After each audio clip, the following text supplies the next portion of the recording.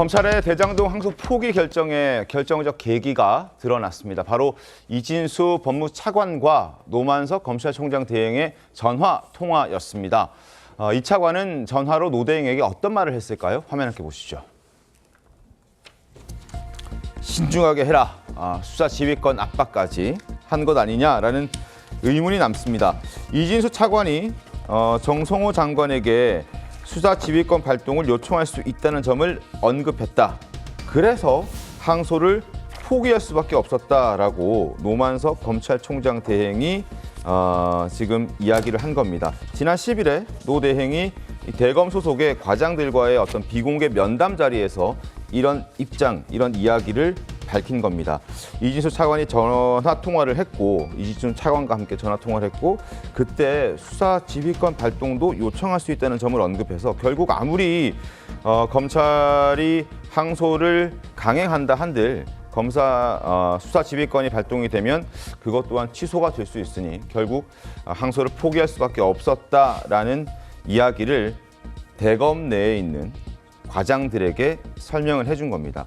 자, 법조계와 국민의힘에서는 수사 지휘권 발동 없이 압박을 가했다면, 그게 사실이라면 그 자체로도 검찰청법 위반이라는 지적이 나오고 있습니다. 원래 검찰청법에 따르면 정성호 법무부 장관만 검찰총장을 지휘할 수 있고, 그건 구두가 아닌 서면으로 얘기를 했어야 이게 법에 위반되지 않는 것인데, 그렇지 않다면 이건 불법적인 수사 지휘다라는 지적들도 뒤따르고 있습니다. 여기서 궁금한 것은 차관이 검찰총장 대행에게 수사 지휘권 발동까지 언급해가면서 항소 포기를 요구했다는 취지의 이야기를 노 대행이 대검 내 과장들에게 이야기를 한 건데, 일각에서는 과연 차관이 장관이나 대통령실의 지시 없이 독단적으로 총장 대행에게 전화해서 항소 여부를 이야기할 수 있었을까 하는 의문을 제기하고 있습니다. 자, 과연 이거 어떻게 봐야 될까요? 이진수 차관과 지금 노만석 대행이 통화를 한 건 팩트로 보여집니다. 근데 이진수 차관이 독자적으로 했을까? 아니면은 어떤 지시를 받고, 누군가의 지시를 받고 했을까? 여러 가지 의문들이 남습니다. 윤종근 의원께서는 어떻게 좀 보셨습니까? 예, 아직 뭐 사실관계가 이제 정확히 밝혀지진 않았는데, 네. 앞서 말씀하신 것처럼 어떤 추론에 추론을 더해서 이재명 대통령의 뭐 의도가 있다 이렇게 네. 좀 너무 상상적인 얘기를 하시는 거는 너무 좀 앞지른 규정이라고 생각을 합니다. 네. 그리고 이제 뭐 대통령의 의도 또 장관의 의도를 알아서 아까 뭐 이제 영화 이제 사례까지 드셨는데, 네. 그런 일들이 주로 이제 보수 정권에서 많이 있는 업무 처리하는 행태들이죠.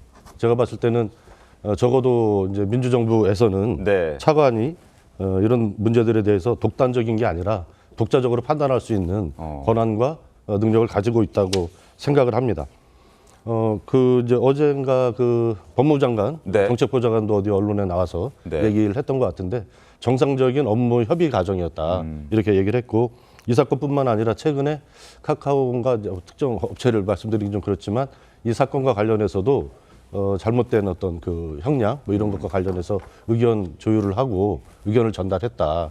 그리고 그 과정에서 말하자면 장관은 강력하게 항소 포기 이런 것 쪽으로 얘기를 했는데, 수사진에서 네. 그러면 안 된다 이렇게 얘기해서 강행을 한 사례가 있다. 그렇기 때문에 이것은 뭐 지금 뭐 검찰청법까지 얘기하면서 서면으로 해야 된다, 지휘해야 된다. 네. 물론 이제 그까지 이제 가야 될 사안들도 있겠죠. 그렇지만 그렇지 않은 상에서 구두상으로 서로 업무를 협의하고 네. 조율하는 과정에서 충분히 있을 수 있는 일이다 이렇게 생각을 합니다. 알겠습니다. 아니 근데 이게 업무 협의가 아니고요. 이것은 법무장관의 검찰 지휘예요.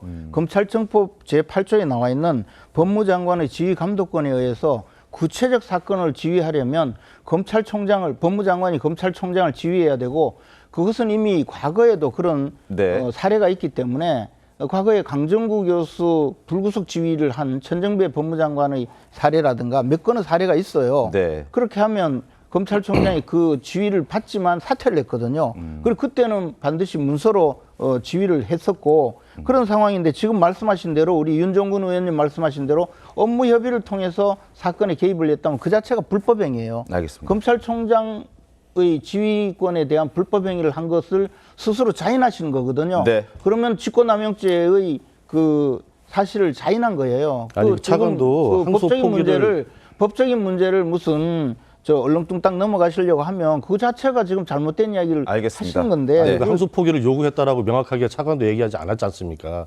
장관이 의견을 얘기한 것뿐이죠. 네. 일단 정성호 법무부 장관은 지휘를 한 적은 없다. 그리고 신중하고 또 정확한 종합적인 판단을 해달라라는 의견을 개진한 것으로 보여지고 그렇게 지금 입장이 전해지고 있고요. 그리고 차관은 일단 통화는 한 것으로 보여집니다. 노만석 대행과 그 과정에서 이제 과연 그 차관이 직접 어떤 지휘나 지시를 할 수 있는 권한이 있느냐는 따져볼 필요가 있는 부분인 것 같습니다. 자, 오늘 노만석 대행 어제 하루 휴가를 냈고 종일 짐에 머물면서 자신의 거취를 고민한 것으로 보여집니다. 자, 이런 사진도 오늘 공개가 됐더군요. 자신의 집에서 지금 고민하는 과정, 그걸 저렇게 사진으로 포착이 됐었습니다. 한 언론에 따르면 자택에서 눈물을 훔치는 듯한 모습도 포착이 됐다 하고, 그리고 또 다른 보도에 따르면 나도 가족이 있다. 하루 이틀 늦는다고 무슨 문제가 생기겠느냐라면서 사퇴를 시사하는 듯한 말을 한 것으로도 전해지고 있습니다. 그리고 오늘 아침 8시 한 40분쯤 노만석 검찰총장 대행은 출근했습니다. 출근했는데 이런저런 질문들이 있었죠.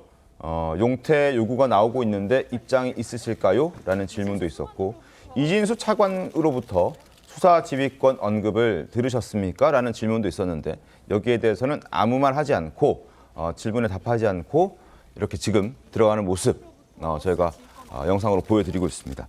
어제 하루 쉬면서 무슨 생각을 했고 과연 어떻게 자신의 거취에 대해서 결정을 내릴지 아마 방송 중에 결과가 나올 수도 있고요. 아닐 수도 있습니다. 만약에 속보가 전해지면 바로 전해드리겠습니다. 그리고 국민의힘은 어제 오후 법무부를 찾아서 정성호 장관과 노만석 대행에 대한 규탄을 이어갔습니다. 영상 보겠습니다. 노만석 나와라! 노만석 나와라! 아니 이런 자신도 없으면 상소를 포기했어요? 항소 포기 규탄한다! 규탄한다! 법무부 장관 사퇴하라! 이 모든 것은 이재명 때문입니다. 한 가지는 대한민국을 구하는 방법은 딱 하나입니다. 이재명을 대통령의 자리에서 내려오게 하는 것뿐입니다. 범죄자들의 친구, 범죄자들의 깐부, 대장동 범죄일당의 든든한 담벼락, 그가 바로 정성호 법무부 장관입니다. 들으신 것처럼 국민의힘은 이재명 대통령과 정성호 법무부 장관을 향한 공세에 집중하고 있습니다. 정말 지시는 누가 했을까요? 차관이 독단적으로 했을까요? 화면 보겠습니다. 정성호 법무부 장관, 신중히 판단하라는 의견만 전달했다라는 입장이고, 이진수 차관은 노만석에게 항소 포기 지시한 적 없다.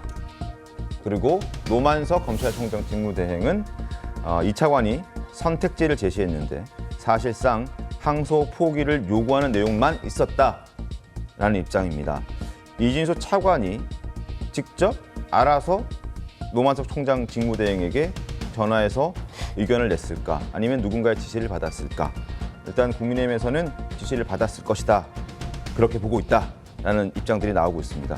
그리고 오늘 아침 신문에서는 이 정작 논의의 중심에 서 있어야 할 정성호 법무부 장관이 빠져있다, 빠지는 모양새가 됐다라는 이런 기사도 있었습니다. 조선일보 기사 한번 보여드리겠습니다. 자, 조선일보 보시죠. 신중하라 3번 말한 정성호는 빠지고 법무부 차관과 총장 대행만 공방을 벌이고 있다는 지적입니다.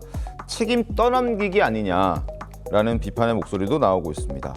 자, 대검 보고 때마다 신중을 반복했다. 정성호 법무부 장관은 그 신중을 반복했다는 부분, 신중하게 판단하라라는 그 부분이 결국 항소 포기라는 것 아니었겠느냐, 그리고 수사 지휘한 것 아니었겠느냐라는 의문, 그런 지적들 야당 측에서는 나오고 있습니다. 김동호 대변인님 어떻게 보셨습니까?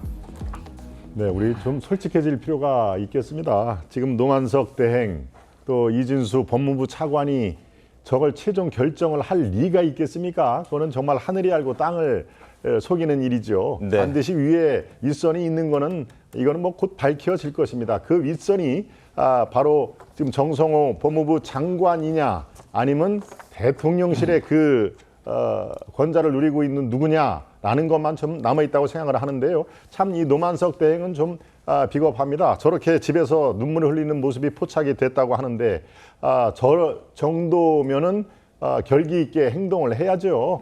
이쪽 눈치를 보고 저쪽 눈치를 보고 용산 법무부와의 관계 때문에 그랬다. 또 지금의 검찰의 처지를 감안을 했다. 이게 지금 할 얘기입니까? 정말 대한민국의 기계 있는 검사는 이렇게 없단 말입니까? 이 노만석 그 대행은 저는 이번 주를 넘기지 못할 거라고 확신을 합니다. 네. 오늘 내일 중으로 당연히 그렇게 얘기를 했죠. 내려올 수 있는 이유는 당연합니다. 지금 저는 이번 사태를 헌정사상 대한민국 최악의 검찰 치욕의 그런 난이다라고 생각을 했는데요. 이거는 대장동 게이트의 성격을 보면 금방 나타납니다. 대장동 복잡하게 생각하지만 키워드를 딱 3가지로 제가 정리를 해드리겠습니다. 첫 번째, 성격 자체가 부패범죄입니다. 이건 판결문에 나와 있습니다. 1심에. 두 번째가 7,800억의 부당이익이 발생했다. 명백한 팩트죠. 세 번째입니다. 이 부당이익이 어디로 흘러 들어갔냐. 성남시 수뇌부와 결탁한 민간업자들에게 흘려갔다. 이렇게 3가지가 이 대장동 게이트의 핵심 내용 아닙니까? 네. 그런데 이것을 7,800억의 부당이 이거는 뭐 설이 최소한도 5천억이라고 해야 지금 현재로서는 특정하는 그런 금액이니까요.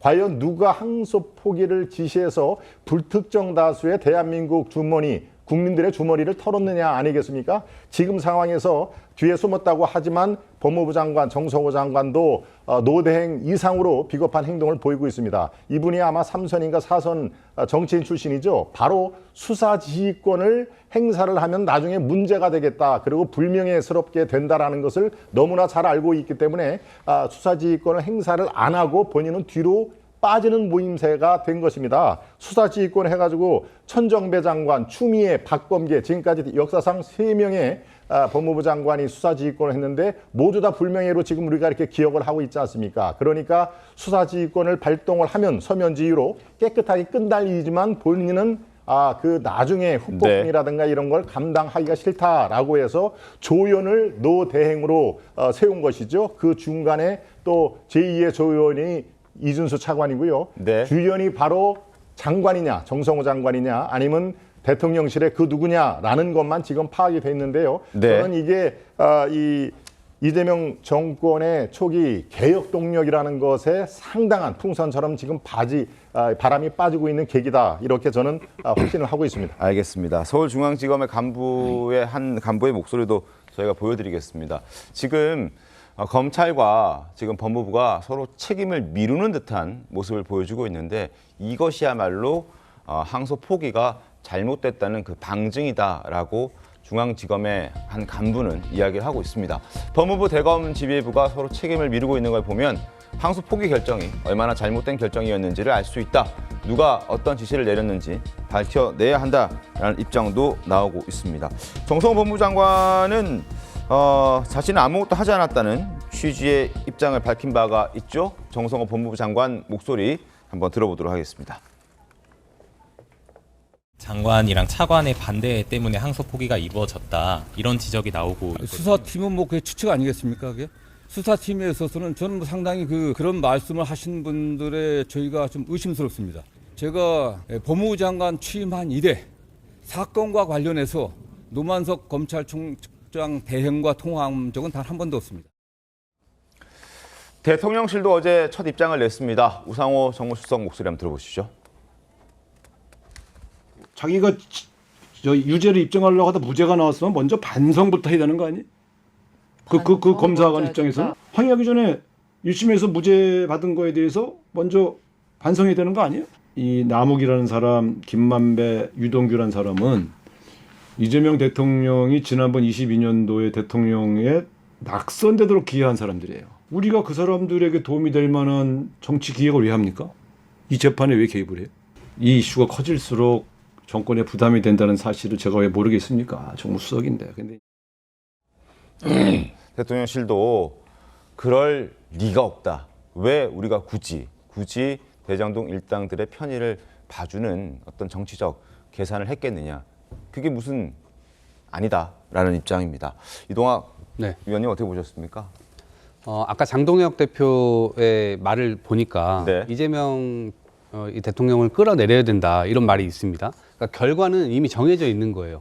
지금 이 일련에 벌어지는 과정은 그 결과에 껴맞추려고 하는 그 과정입니다. 네. 근데 지금 정권이 출범한 지 지금 4개월 남짓 좀 지났습니다. 그런데 이렇게 너무나 빨리 뭐 끌어내려야 된다, 탄핵이란 용어도 막 나옵니다.